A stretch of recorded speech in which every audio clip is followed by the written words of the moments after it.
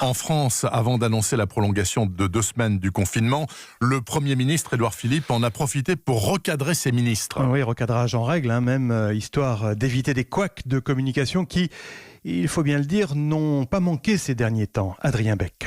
Une mise au point pour ne pas ajouter de la crise à la crise. En visioconférence avec son gouvernement, Édouard Philippe a appelé chacun à plus de vigilance dans son expression. Dans son viseur, la porte-parole du gouvernement, Sibeth Ndiaye, qui a dû s'excuser après avoir déclaré que les profs ne travaillaient pas pendant le confinement. Didier Guillaume, qui a appelé les Français à aller travailler dans les champs au lendemain d'un durcissement du confinement.